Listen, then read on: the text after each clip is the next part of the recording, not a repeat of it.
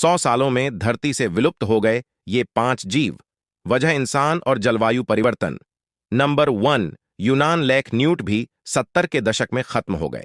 ये एक खास तरह के सैलामेंडर यानी छिपकलियां होती थीं, जो चीन के यूनान प्रांत में पाई जाती थीं।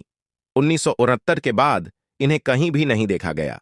माना जाता है कि इनका रहवास खोने, प्रदूषण और अन्य प्रजातियों के जीवों के आने की वजह से ये विलुप्त हो गए।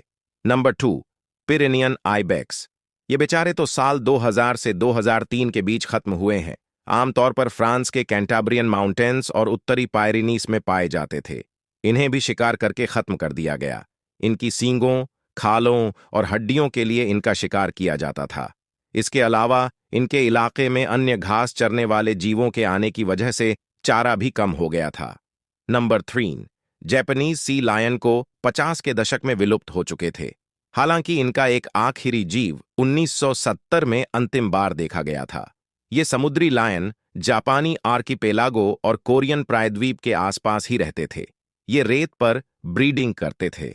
इंसानों ने इनका शिकार 1900 तक बड़े धड़ल्ले से किया, जिसकी वजह से इनकी मात्रा कम होती चली गई। फिर ये विलुप्त हो गए। नंबर 4, ज़ेरसीस ब्लू बटरफ्लाई को आखिरी बार 1941 में देखा गया था। इसके बाद यह खूबसूरत तितली दुनिया से लापता हो गई। इसके विलुप्त होने की असली वजह इंसानों द्वारा विकसित किए जा रहे शहर थे। इसके पंख चमकीले नीले होते थे, जिन पर सफेद बिंदु बने होते थे। Number 5, Tasmanian tiger. 30 के दशक में विलुप्त होने वाले ऐसे जीव थे जिन्हें आखिरी बार 1986 में देखा गया था। उसके बाद ये कभी नहीं दिखे।